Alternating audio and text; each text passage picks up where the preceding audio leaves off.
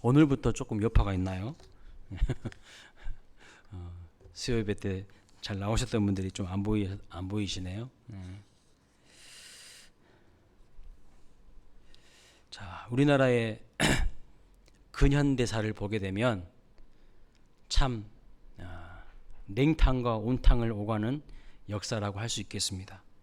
참으로 힘들고 어려운 순간들이 매우 많은 것이 우리나라 역사였습니다. 일제 36년의 식민지로 비참한 세월을 보냈죠. 또 6.25 전쟁으로 인하여서 남북이 다투고 갈라지는 비극이 있었습니다. 남북이 합쳐서 군인 160만 명의 군인이 죽었고요. 민간이 200만 명이 학살되고 납치된 어마어마한 살인극이 이 땅에서 일어났습니다. 또 북한 인구의 4분의 1인 300만 명이 피난을 왔습니다. 온 나라가 폐허와 쓰레기로 그냥 변해버렸어요. 어떤 희망도 발견할 수 없는 가난과 기아의 흑암의 땅이었습니다. 여러분, 그런데 지금 대한민국은 어떻게 되었습니까? 그 일제 36년을 통과하고 6.25 전쟁을 통과하고 정말 어렵게 산 그 보릿고개를 통과하고 그 어떤 나라도 이 조선이라는 땅에 대해서 희망을 발견할 수 없는 그런 땅이었는데, 가난과 기아의 흑암의 땅이었는데 지금 대한민국은 어떻게 되었습니까? 그 누구도 대한민국이 이렇게 잘 살게 될 줄이란 꿈에도 생각하지 못했습니다. 국민소득이요 70불에서 80불. 그런데 지금은 어떻게 됐습니까? 국민소득 3만 5천 불. 세계 당당하게 경제 대국이 됐어요. 또 세계 16개 나라가 힘을 합쳐서 이름도 잘 알려지지 않는, 이름도 모르는 이 무명의 코리아를 도와주었습니다. 이것이 참으로 희한한 일이 아니고 이것이 참으로 하나님의 은혜의 역사가 아니고서는요 도저히 설명할 방법이 없어요. 경제학자들이 무슨 전문가들이 이런저런 이야기를 아무리 해봐도요 설명이 안 돼. 하나님의 은혜가 아니고서는요 도저히 설명이 불가한 겁니다. 자, 우리나라의 근현대사를 보면 최상과 최악의 역사가 막 반복되고 있는 것을 볼 수 있어요. 찬물과 뜨거움으로 오가는 진짜 냉온탕의 역사라고 할 수 있을 것 같습니다. 지금도 이 역사는 끝나지 않고 있어요. 지금도 계속되고 있습니다. 6.25 이후에 유례없는 경제 부흥 과정에서도요 4.19, 5.16, 11.6, 5.18 민주화 운동으로 역사가 출렁였어요.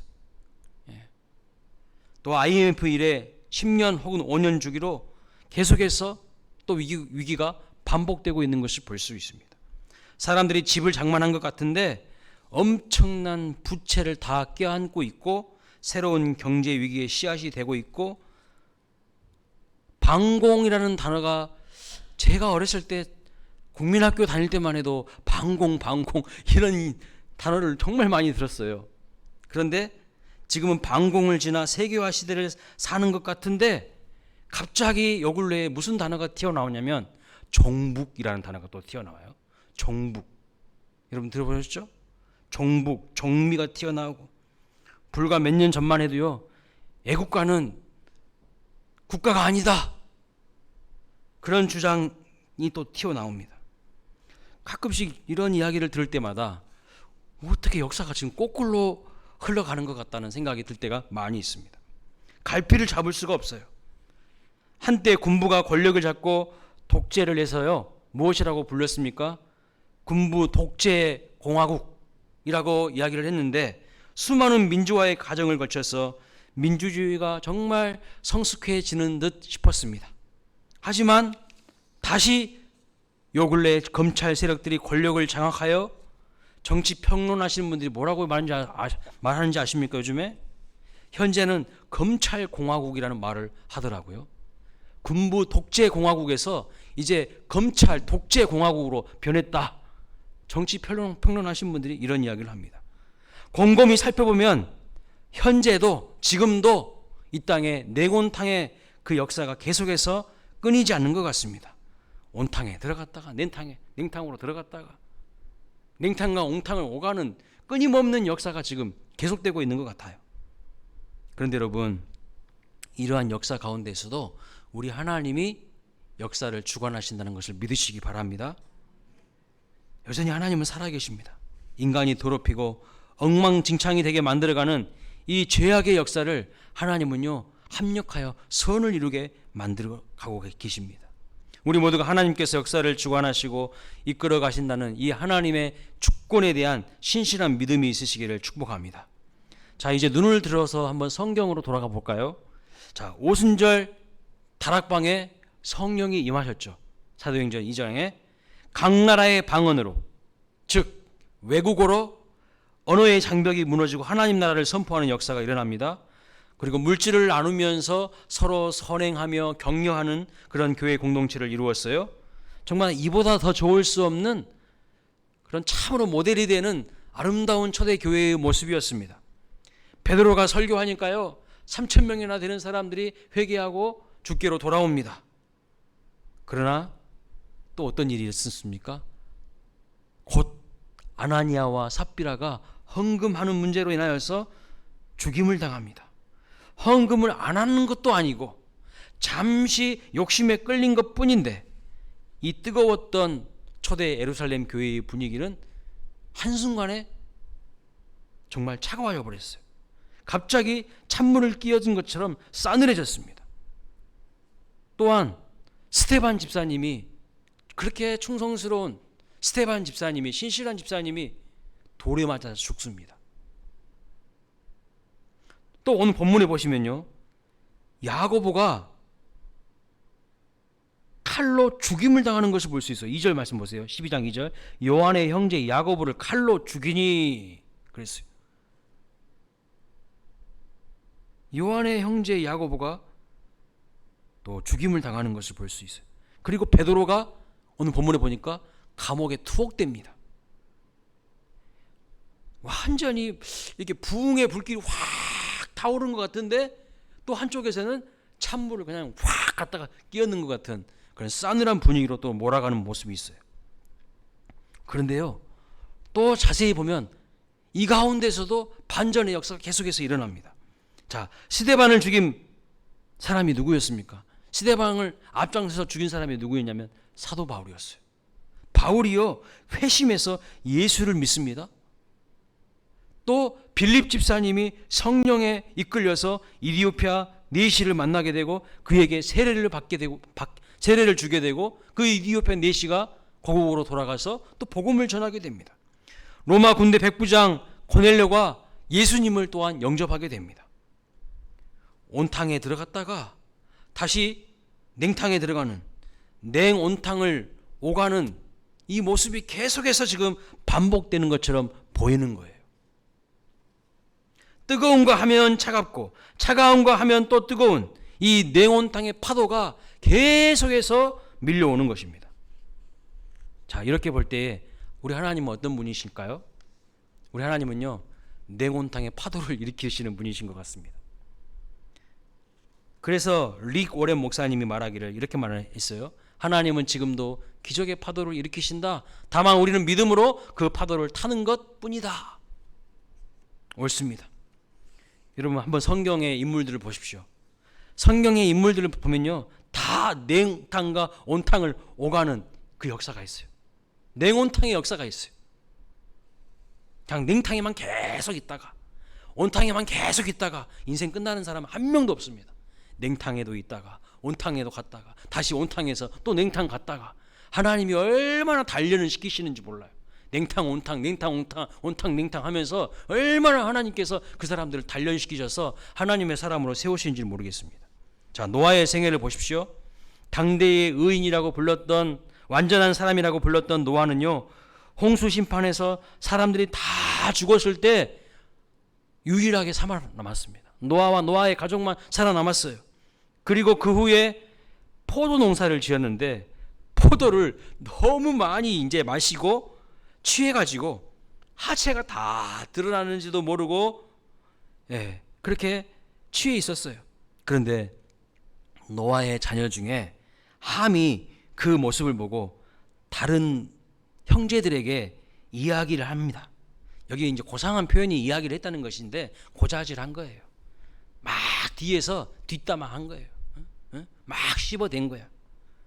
그런 이야기를 하는데 다른 두 형제는요, 그 아버지의 모습을 어떻게 했습니까? 보지 않았어요. 다른 두 형제는 그 아버지의 하체를요 덮어주고 보지 않았어요. 그런데 함은요 그것을 이야기하고 떠벌리고 다니다가 어떻게 되냐면 그 아들 가나안까지 저주를 받게 되는 것을 볼 수가 있어요. 자, 이런 일을 통해서 정말 복받아야 될 인생과 저주받아야 될 인생을 하나님께서 구별해 내시는 것을 볼 수 있어요. 참 노아에게도 냉온탕의 역사가 있어요. 사람들이 다 홍수로 심판받을 때 그는 구원을 받았잖아요. 예? 비록 사람들이 그를 얼마나 무시하고 천대에 있습니까? 저 아라랏산 위에서 뭐 한다고 저렇게 방주를 짓고 있어. 다른 사람들은 편하게 살고 있는데. 그러나 홍수 심판 때 그는 살아남았잖아요. 구원받았어요. 그런데 또 그 구원도 잠시 좀 마음의 고삐를 좀 풀어진 상태에서 이 포도 농사를 했기 때문에 포도를 많이 먹다 보니까 이게 취해가지고요. 자기 하체가 다 이렇게 벗어진지도 모르고 있었습니다. 이게 또 냉탕 아니겠어요? 냉온탕을 오가는 그 역사 속에서 하나님께서 복 주실 자가 누구인지, 저주 받아야 될 자가 누구인지를 하나님께서 선명하게 구분시켜 놓으신 것을 또한 볼 수가 있어요. 엘리야의 생애를 보십시오. 850대 1의 영적 전쟁에서 엘리야 선지자가 바알 숭배자를요 싹쓸이 해버립니다. 대단한 역사를 일으켰죠. 그런데 승리 이후에 어떤 일들이 벌어졌습니까? 우리는 이런 엄청난 승리를 거두면 이제 승승장구할 것이다. 모든 일들이 일사천리로 잘 될 것이다. 이런 생각을 하는데 그렇지 않았어요. 아합 왕의 부인인 이세벨이 보복하겠다고 협박을 하니까요. 두려워서 광야로 도망을 가잖아요. 그 850대 1의 영적 대전투에서 승리한 엘리야 같이 훌륭한 믿음의 선지자도 이세벨이 협박하니까 겁먹네. 그리고 막 도망가요. 그러면서 또 뭐라고 하냐면 차라리 나를 죽여달라고 하나님께 항의까지 합니다. 그러나 다시 하나님께서 엘리야에게 찾아가시고 그를 회복시키시는 것을 볼 수 있어요. 그리고 엘리사를 통해서 엘리야보다 더 갑절의 은사를 주시고 하나님의 일을 계승하게 하시는 것을 볼 수 있습니다. 그리고 엘리야의 부족함도 하나님의 은혜로 능력으로 회복되게 하시고 끝까지 사명을 잘 감당하게 하시는 것을 볼 수 있어요. 자, 이런 엘리야의 인생도 살펴보면요 냉온탕의 역사가 있어요. 갈멜산에서 850대 1의 전쟁에서 승리하게 하실 때도 있지만 이세벨의 협박을 받아가지고 도망가는 그 신세로 냉탕에 팍 잠기는 그런 시간도 있는 것을 볼 수가 있습니다. 그뿐만 아닙니다. 아브라함을 볼까요? 아브라함은 여러분 너무나도 잘 아시죠? 조카 롯을 구하려고 사병 318명을 이끌고 전쟁터에 뛰어들었지만 아내 사라를 빼앗길 때는 어떤 모습이었습니까? 비겁한 남자예요. 이렇게 비겁하고 겁 많고 소심한 남자 참 꼴불견입니다. 아내를 누이라고 이야기합니다. 아내를 빼앗길 때는요 끽소리도 못하고 앉아서 당합니다. 이러한 부족한 아브라함도 믿음의 조상으로 하나님께서 서서히 다듬어 가시는 것을 볼 수가 있어요. 결국 멋지게 그를 세우시죠. 가히 아브라함의 인생을 살펴보아도 아브라함의 인생은 냉온탕 역사의 원조격이라고 할 수가 있습니다. 이런 역사를 극복하기 위해서 하나님은 냉온탕을 오가는 역사 속으로 우리 예수 그리스도를 보내시는 것을 또한 볼 수가 있어요. 사람들은요 수많은 죄악으로 불순종하고 반항하고 하나님 앞에 바로 서지 못하고 대척점에 서서 살아갑니다. 하나님은 그런 인간 죄악의 역사를요 그러나 다시 선한 역사로 이렇게 이끌어 가시는 것을 볼 수가 있어요. 우리는 계속해서요 실수하고 넘어지고 엉망진창이 되게 만드는데 하나님은 그 엉망진창이 되는 그 모든 것들을 다시 선하게 합력하여서 아름답게 역사하시는 것을 볼 수가 있어요. 사람들은 선한 일을 하다가도 또 어떤 일에 대해서는 넘어집니다. 그러면 하나님은 다시 하나님의 은혜로 합력하여 선을 이루도록 그렇게 역사하시는 것을 볼 수 있습니다. 자, 이러한 하나님의 섭리와 역사를 알게 되면 냉온탕을 오갈지라도 절대로 비관하거나 원망하거나 좌절하지 않게 돼요. 여러분, 성경에 나와 있는 인물들의 인생을 자세히 보십시오. 그 인생을 자세히 보시면 힘들고 어려운 상황 속에서도 내가 원망하거나 비관하거나 좌절하지 않아야 되겠다는 마음이 생기는 거예요. 자, 그러면 이런 역사를 통해서 우리가 주목해야 될 것이 무엇일까요? 이제 오늘 말씀의 본론입니다. 이런 냉온탕의 역사를 계속 살펴보면서 우리가 주목해야 될 것이 무엇이냐면, 첫째는 중심이에요. 중심. 미국의 요세미티 국립공원에 가보시면, 저도 요세미티 국립공원을 2번 갔다 와봤습니다. 엄청난 바위가 있고요. 그 밑에 엄청난 정말 천길 낭떠러지 계곡이 있어요. 그런데 그 바위와 바위 사이를요, 밧줄 하나로 탁 연결해 놓고 거기를 걸어가는 사람이 있어. 네, 저렇게 저 밑에 엄청난 천길 낭떠러지 계곡입니다. 근데 밧줄 하나 딱 놔두고요, 걸어가요. 그 비결이 뭘까요? 중심이에요.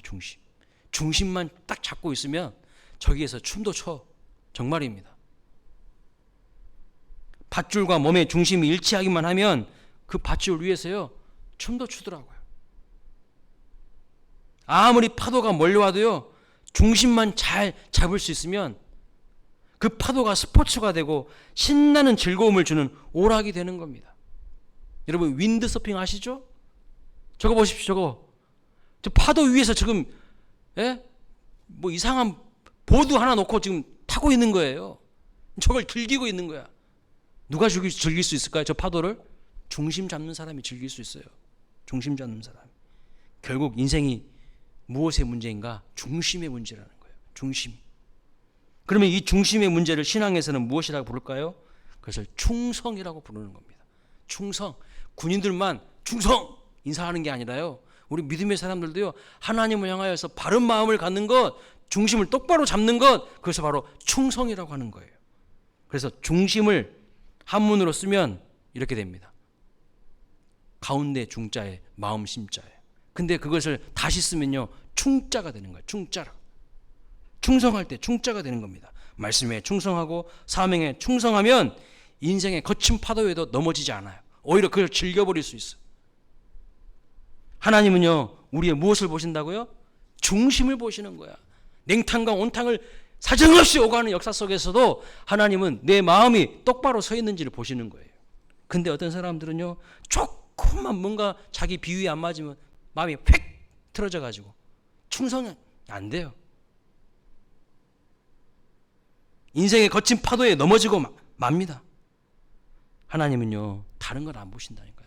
내 마음 중심이 똑바로 하나님을 향해 서 있는가, 이거 보신다는 거예요. 조금 힘들다고 이 핑계대고 저 핑계대면서 합리화하는 신앙이 아니라 충성을 다하는 신앙을 하나님이 보시는 거예요. 오늘도 충성스럽게 예배하는 자를 하나님이 찾으시는 거예요. 이 핑계대고 저 핑계대고 예배 자리 회피하고 안 나오는 사람, 그러니까 충성스러운 사람 아닙니다. 오늘 본문에 보면요, 하나님이 충성스러운 분이라는 것을 알 수 있어요. 하나님의 신실하심을 알 수 있습니다. 하나님께서 천사를 보내셨는데 그 천사의 모습을 보십시오. 지금 베드로가 감옥에 잡혀 있습니다. 그런데 천사가 와서 뭐 하고 있습니까? 베드로의 옆구리를 쳐서 깨워요. 그리고 말합니다. 급히 일어나라. 또 띠를 띠라. 신을 신으라. 겉옷을 입고 따라오라. 계속해서 베드로에게 이야기하고 있어요. 그리고 두 파스를 지나고 세문을 열고 안전한 거리로 나와서야 비로소 천사가 떠나가는 것을 볼 수가 있어요. 세밀하고 친절한 천사의 모습을 볼 수 있습니다. 여러분, 만약 여러분이 천사라면 어떻게 했을 것 같습니까? 여러분이 천사라면 어떻게 했을 것 같으세요? 제가 만약 천사라면요, 그냥 이렇게 했을 것 같아. 푹 찌르고 한마디 했을 것 같아. 야, 가자. 그랬을 것 같아. 이렇게 일어나라, 띠를 띠어라, 신을 신어라, 겉옷을 입고 따라오라. 이렇게 막 구체적으로 막 이야기 안 했을 것 같아요. 그냥 한번 푹 찌르고 야 따라와 하고 말았을 것 같아요. 가자 이렇게 말하면 스스로 알아서 띠를 띌 것이고 신을 신을 것이고 옷을 입을 것입니다. 그런데 천사는요 하나하나 빈틈없이 아주 구체적으로 자세하게 마치 어머니가 자녀 다루듯이 잘 챙겨주는 것을 볼 수 있어요. 여러분 이게 바로 하나님의 성품이에요. 이게 하나님의 충성스러움이시에요. 하나님은 누구에게 충성할 필요가 없는 존재이시죠. 근데 하나님이요 우리에게 충성을 다하시는 거예요. 하나님께서 우리에게 마음을 다하시는 거예요. 이게 바로 하나님의 신실하심이에요. 이런 하나님께 베드로가 신실하게 충성으로 응답하는 것을 볼 수 있습니다. 띠띠고 신 신고 옷 입고 따라오라고 할 때에 베드로가요 제가 어린애인 줄 아십니까? 에? 제가 어린애인 줄 아십니까? 그렇게 반응하지 않았어요. 그렇게 하라고 할 때 조용히 그냥 그렇게 순종하고 따라가는 것을 볼 수가 있어요. 그러자 기적이 일어나요. 수갑이 풀리고 감옥문이 열리고 세문이 열리고 풀려졌어요. 사랑하는 여러분, 여러분을 얽어매고 있는 수많은 것들로부터 해방되고 풀려지기를 정말 원하십니까? 질병에서, 가정의 문제에서, 여러 가지 많은 인생의 문제에서 풀려지기를 원하십니까? 하나님께서 주의 천사들을 통하여서 주의 사자들을 통하여서 인도하실 때 충성스럽게 신실하게 따라가시기 바랍니다. 제가 어린아이인 줄 아십니까? 이렇게 하지 마시고요. 신실하게 따라가시면 돼요. 그러면 하나님이 알아서 풀려지게 하셔요. 근데 자꾸 안 따라가요. 자기 고집대로 하려고 하고 자기 마음대로 하려고 하는 거예요. 그러니까 안 되는 거죠. 자, 우리가 냉온탕의 폭풍성을 지날 때 중심을 바로 잡아야 됩니다. 중심, 곧 충성의 문제를 점검해야 돼요. 그래야 밧줄 위도 걸을 수 있고요. 파도를 탈 수가 있는 것이죠. 우리가 인생의 냉온탕을 오갈 때에 점검해야 될 것이 무엇이냐면 내 마음 중심이요. 내 마음 중심이 어디에 있는가? 내 마음 중심이 어디에 있는가? 마음 중심이 변질되지 않고 충성을 다하시기를 바랍니다. 나라에 충성하면 그 사람은 뭐라고 합니까? 애국자라고 해요. 하나님께 충성하면요 하나님이 어마어마한 면류관을 준비하고 상급을 준비하고 계신다고 말씀하고 있어요. 네. 자, 우리가 두 번째로 주목해야 될 것이 무엇입니까? 시차입니다. 시차. 냉온탕을 오가는 역사 속에서 우리가 주목해야 될 것은 시차예요. 여러분 여행하다 보면 시차 적응이라는 그런 이야기 들어보셨죠? 한국에서 미국으로 넘어가면 밤과 낮이 바뀌어요. 제가요 한국에서 비행기 타고 미국 샌프란시스코로 쑥 날아갔어요. 그래서 아까 막 그 보여줬던 그 요세미티 국립공원을 올라가 가지고 막 산을 막 걷고 있는데 시차 적응이 안 돼 가지고 제 핸드폰 패턴 있잖아요. 핸드폰 풀려면 패턴이 있는데 이게 생각이 안 나는 거예요. 막 몇십 번, 몇백 번 하는데도 이게 생각이 안 나는 거예요. 야, 시차 적응이라는 게 무섭더라고요. 몸은 지금 미국에 있는데 내 속의 생체 시계는 아주 한국 시간인 거예요. 그래서 새벽 3시, 4시에 눈이 벌떡 떠지고요. 잠이 안 와서 어슬렁거립니다. 이게 바로 시차인데 한 목사님이 말씀하시기를 이런 말씀을 하셨어요. 구원에도 시차가 있다 이렇게 말씀하셨습니다. 옳은 말씀이에요. 내가 예수님 믿고 예수님 영접해서 구원받았다고 해도 물론 하나님의 자녀가 되었습니다. 그러나 그날부터 당장 달라지던가요? 당장 막 모든 것이 새로워지던가요? 전혀 그렇지 않습니다. 내가 물론 예수님을 나의 구주 나의 하나님으로 인격적으로 영접했어요. 그런다고 해서 그날부터 막 모든 것이 새로워지는 건 아니에요. 옛 습관이 나와서 나쁜 습관을 은근히 즐기기도 하고 악담을 서슴지 않기도 하고 남의 것을 탐내기도 하는 것이죠. 아직도 그 속에 뭐가 있는 거예요? 여전히 세상 물이 남아 있어요. 하지만 점점 세월의 흐름 속에서 시간의 흐름 속에서 내 모습을 하나님이 다듬어 가시고 빚어 가시고 마음이 바뀌게 만드십니다. 성령의 기름 부으심에 임해서 삶의 목적도 바뀌고 내가 좋아하는 것도 다 달라지게 만드셔요. 그전에는 세상 것이 좋았는데 이제는 그것이 너무나도 좋지 않아요. 그냥 역겨워요. 역겨워. 그러면서 믿음과 행위가 점점 일치해져 가는 겁니다. 이것이 바로 시차가 적응되어져 가는 거예요. 자, 이것은 냉온탕을 오가는 성도에게도 똑같습니다. 하나님이 나를 냉탕에 집어넣으셨는데 우리는요 온탕을 달라고 요청합니다. 또 온탕에 딱 넣으면 또 언제 그랬냐 싶게 또 냉탕이 그립다고 소리칩니다. 뭐 하는 거예요? 하나님과 시차가 안 맞는 거예요. 그래서 전도서 3장 1절부터 3절에 보면 이렇게 말씀합니다. 같이 한번 읽어볼까요? 시작. 범사에 기한이 있고 천하 만사가 다 때가 있나니 날 때가 있고 죽을 때가 있으며 심을 때가 있고 심은 것을 뽑을 때가 있으며 죽일 때가 있고 치료할 때가 있으며 헐 때가 있으며 세울 때가 있으며. 그렇습니다. 전도서는 지혜서의 글인데 지혜 중에 지혜는 뭔가? 하나님과 시차가 맞는 거예요. 하나님과 시차가 맞는 거예요. 그래야 감사할 수 있어요. 여러분 한번 생각해 보세요. 사도행전에서 초대교회에 아나니아 삽비라 부부가 갑자기 죽음을 당하는데 타이밍이 왜 하필 그때일까? 여러분 그런 생각 안 해보셨어요? 성도들이 내 것을 내 것이라 하지 않고 논 팔고 집 팔아서 헌금하던 그때 아닙니까? 인간적인 관점에서 언뜻 보면 하나님은 참 타이밍을 못 맞추는 분처럼 느껴지는 거예요. 잘 이해가 안 되지 않습니까? 그런데 한번 곰곰이 생각해 보세요. 왜 하나님이 그때 아나니아와 삽비라를 그렇게 심판하셨을까? 하나님 입장에서는요, 그때가 가장 정확한 타이밍이신 거예요. 왜냐하면 그때 아니면 교회의 거룩은 무너지기 때문입니다. 초대교회, 예루살렘 교회는 모든 교회의 어머니 교회이고요, 번이 되는 교회이고요, 모델이 되는 교회로 하나님께서 세우신 것이기 때문에 초대교회의 거룩성이 훼손되는 것은 하나님이 두고 볼 수가 없는 거예요. 그래서 처음부터 교회의 거룩성이 파괴되는 것을 원치 않으셨기 때문에 하나님께서 바로 그때에 징계를 하신 것이죠. 만약에 바로 그때 징계하지 않으셨다면 어땠을까요? 사람들은요, 서로 내가 먼저 냈다, 서로 내가 많이 냈다고 소리 높이며 교회의 거룩함을 파괴하고 거룩함을 상실하고 말았을 것입니다. 여러분, 믿음은 여러 가지로 우리가 말할 수 있을 겁니다. 믿음에 대해서 여러 가지로 정의 내릴 수 있을 것입니다. 하지만 이런 측면에서 볼 때 믿음은 주님의 때를 묻고요, 주님의 때를 수용하는 거예요. 주님의 때를 묻고 주님의 때를 내가 수용하는 거예요. 주님의 일하심을 신뢰하는 겁니다. 그래서 찬송하기를 이런 말씀이 있죠. 주님의 시간에 그의 뜻 이루어지기 기다려 하루하루 살 동안 주님 인도하시니 주 뜻 이룰 때까지 기다려.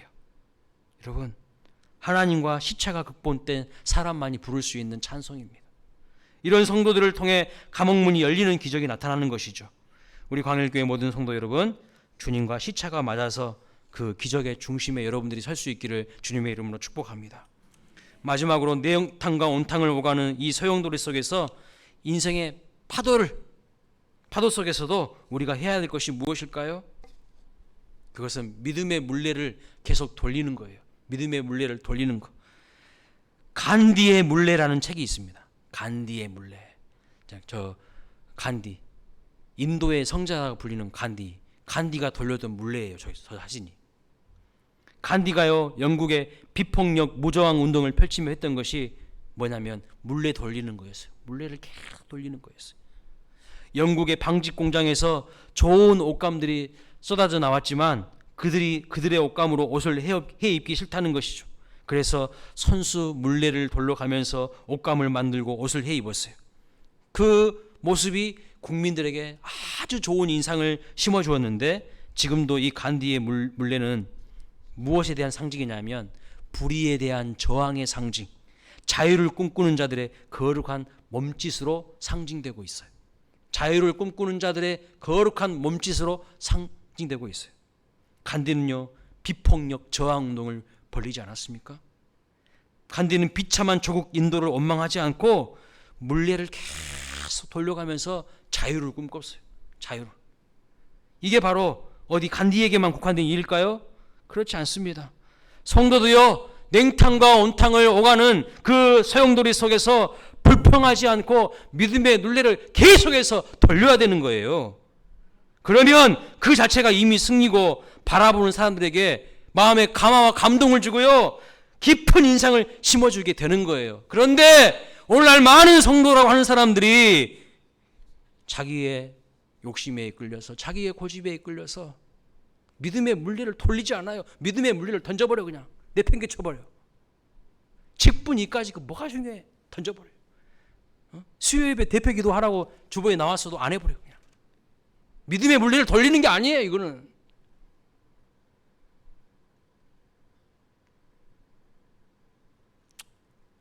본문 5절에 보시면 이렇게 말합니다. 이에 베드로는 옥에 갇혔고 교회는 그를 위하여 간절히 하나님께 기도하더라. 이게 지금 뭐 하는 모습이에요? 어려운 상황 속에서도 베드로와 같은 대단히 위대한 사도 아닙니까? 이 대단히 위대한 사도가 지금 옥에 갇히는 그 상황 속에서도 물레를 돌리고 있는 거예요. 이 모습이. 성도들이 간절히 하나님 앞에 기도의 물레를 돌리고 있는 거예요.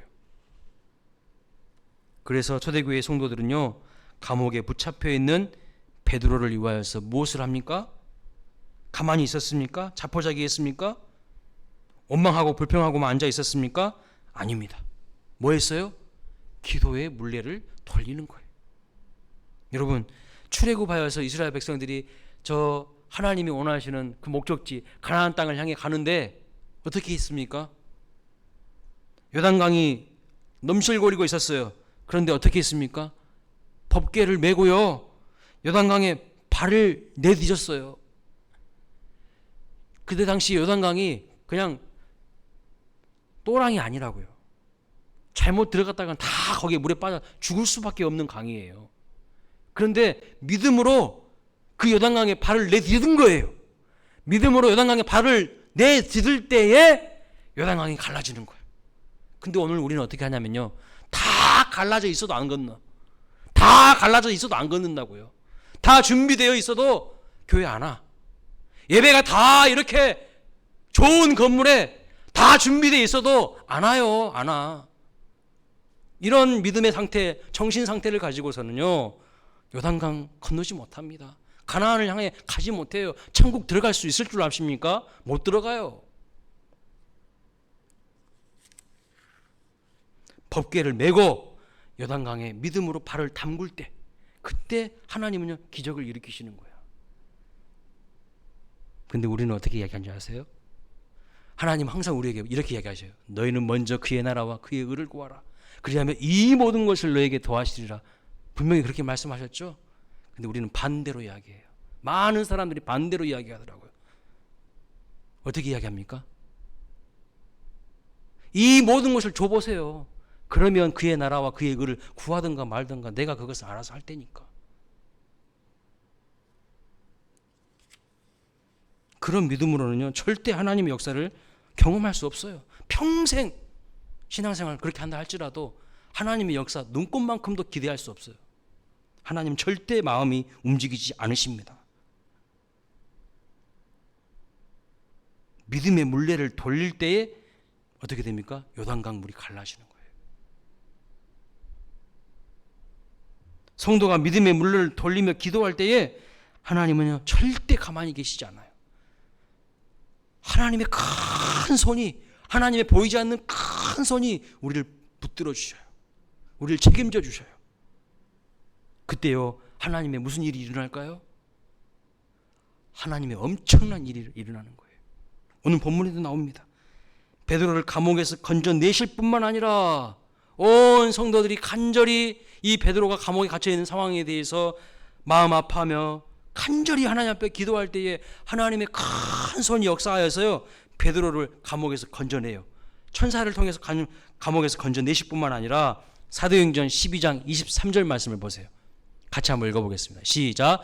헤롯이 영광을 하나님께 돌리지 아니하므로 주의 사자가 고친이 벌레에게 먹혀 죽으니라. 이게 언제 지금 일어난 상황이죠?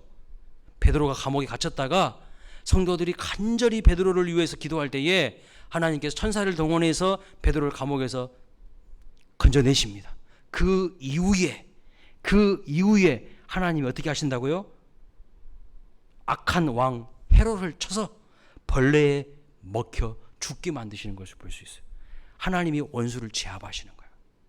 하나님의 보이지 않는 큰 손이 역사하시는 것을 볼 수 있어요.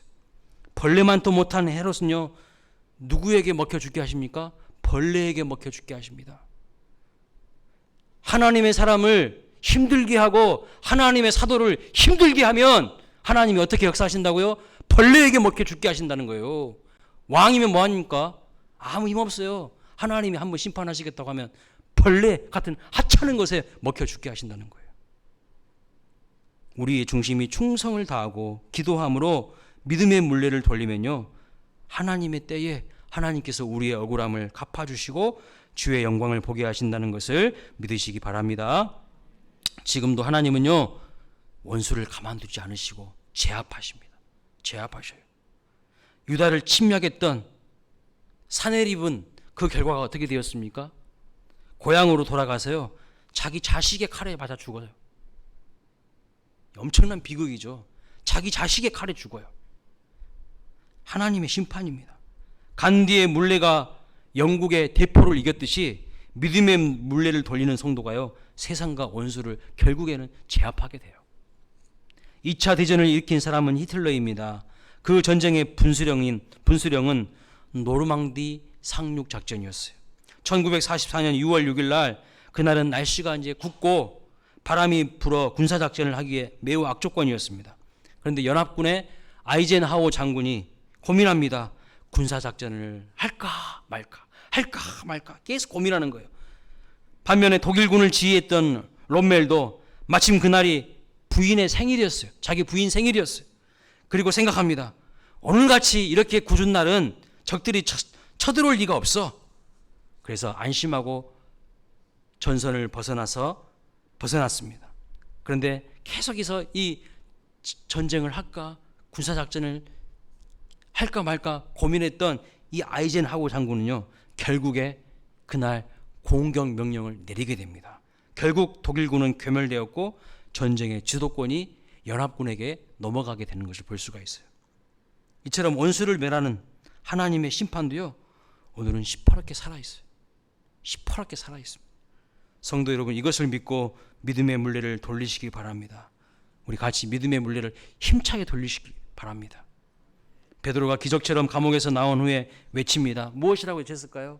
여러분이 만약에 감옥에서 나온 다음에는, 만약에 여러분이 베드로라면 무엇이라고 외쳤을 것 같으세요? 무엇이라고 외쳤을 것 같아요? 11절 말씀 보세요. 베드로의 외침이 나옵니다. 이제야 참으로 주께서 그의 천사를 보내어 나를 헤롯의 손과 유다 백성의 모든 기대에서 벗어나게 하신 줄 알겠노라. 이제야 알겠다는 겁니다. 무엇을 알겠다는 거예요? 하나님의 심판과 구원을, 하나님의 뜻과 섭리가 무엇인지를 이제야 내가 비로소 똑똑히 보고 알게 됐다고 고백하고 있어요. 여러분, 지금은 우리가 알 수가 없고 잘 이해되지 않는 것들 많이 있을 수 있습니다. 그러나 때가 되면요, 왜 하나님께서 나를 냉탕 속에다 팍 집어넣으셨는지, 또 냉탕에서 빼내셔서 왜 또 온탕에다 팍 집어넣으셨는지, 또 그 온탕에서 또 빼내셔서 왜 다시 냉탕에다 집어넣으셨는지 알게 하신 날이 있다는 거예요. 아하, 이제야 알겠구나. 이제야 알겠구나. 욥이 말하기를 이렇게 말씀했죠. 욥기 42장 5절에 같이 한번 읽어보겠습니다. 시작. 내가 주께 대하여 귀로 듣기만 하였사오나 이제는 눈으로 주를 배움나니다. 언제 욥이 이렇게 고백합니까? 모든 인생의 시련과 풍파를 다 경험한 다음에, 자기에게 몰아닥쳤던 인생의 고난을 다 경험한 다음에 믿음이 사라져버린 것이 아니라요, 더 믿음이 새로워졌고 더 믿음이 성숙해졌고 더 믿음이 아름다워졌어요. 그러면서 이렇게 고백하는 거예요. 내가 주께 대하여 과거에는 귀로만 들었는데 이제는 이 고난을 통과한 뒤에는 눈으로 주님을 배운다는 거예요. 영안이 밝아졌다는 거예요. 마음이 청결해졌다는 거예요. 마음이 청결한 자가 누구를 본다고 했어요? 팔복에 하나님을 볼 것이라고 말씀합니다. 그 고난을 통해서 내 마음이 더 깨끗해졌다는 거예요. 하나님이 더 선명하게 보인다는 거죠. 의인 욥이 왜 고난을 겪어야 했는지 이제야 알겠다는 겁니다. 어떻게 알게 되었습니까? 고난 중에도 믿음의 물레를 계속 돌린 거예요. 고난 중에 믿음의 물레, 아이고 못 돌리겠다, 네가 돌려라잉. 그런 게 아니라 아이고 못 돌리겠다 집어 던져버린 것이 아니라 계속 믿음의 물레를 돌리는 거예요. 끊임없이. 우리도 그때까지 기도함으로 믿음의 물레를 돌려서 하나님의 크신 영광과 은혜를 경험하는 우리 광일교회 모든 성도님들 되시기를 주님의 이름으로 축복합니다. 말씀을 정리합니다. 냉탕에 우리가 빠질 때도 있어요. 또 하나님께서 냉탕에서 건지셔가지고 온탕에다 우리를 확 집어넣으실 때도 있습니다. 또 온탕에 있다가 갑자기 냉탕에다 확 집어넣으실 때가 있다니까요. 아브라함도 그랬고요, 엘리야도 그랬고요, 성경에 나와 있는 거의 모든 인물들은 다 그랬어요. 냉탕과 온탕을 오갑니다. 그때 우리가 꼭 기억해야 될 건 뭡니까? 아무리 내가 냉탕에 있다 할지라도 내 마음 중심이 흔들리면 안 돼요. 내 마음 중심이 세상에 오염되면 안 돼요. 하나님은 뭘 본다고요? 마음 중심을 꿰뚫어 보신다고 말씀하고 있어요. 저는 이 말이 제일 무서워요. 이 말이 제일 무섭다고요. 내 마음 중심을 다 아신대. 속일 수 없대. 근데 오늘날 많은 사람들이 하나님 속일 수 있는 것처럼 살아요. 얼마나 얻어 터지려고 하나님한테 나중에. 눈 가리고 아웅이죠. 하나님 내 마음 중심을 꿰뚫어 보시는데요. 근데 중심만 똑바로 서 있으면 외줄도요 그 위에서 춤을 춘대. 요세미티 국립공원도 건너가잖아요. 중심이 똑바로 하나님을 향하여 있으니까요 요단강도 건너가잖아요. 홍해도 건너가잖아요. 저는요 그 출애굽 해가지고 홍해 건너는 사건도 보면요 참 신기해요. 홍해가 쫙 갈라지지 않습니까? 근데 먼저 이스라엘 백성들이 건너가요. 근데 이것도 건너간다는 것도요 참으로 신기한 것 같아. 믿음이 없으면 나는 못 건넜다고 생각해요. 왜요? 언제 이것이 이렇게 다시 원상복귀 될지 어떻게 알아요? 그리고 저 뒤에서는 애국 군대가 계속 쫓아오는데 이것도 믿음이 없으면 못 건너는 거죠. 뭐예요? 마음 중심이 하나님께 맞춰져 있지 않으면요 믿음의 역사는 경험할 수가 없어요. 어떠한 형편과 상황이 있든지 간에 우리 마음 중심이 하나님을 향하여 바르게 세워져 있기를 주님의 이름으로 축복합니다. 그리고 내 때에 아닐지라도요 하나님의 때가 분명히 있어요. 하나님의 시간에 반드시 하나님이 역사하십니다.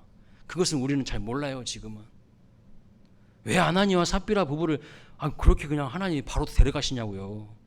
잘 이해가 안 돼요. 그런데 교회의 거룩성을 지키기 위해서는요, 교회가 정말 바르게 세워지기 위해서는 하나님은 그렇게 하신 거예요. 바로 그때 하지 않으시면 안 된다는 거죠.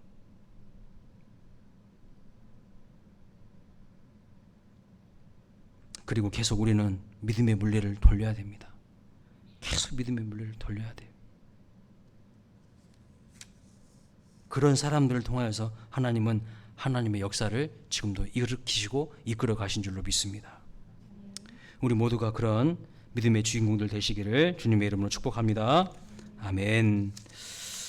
우리 이 시간 말씀 붙잡고 기도하기를 원합니다.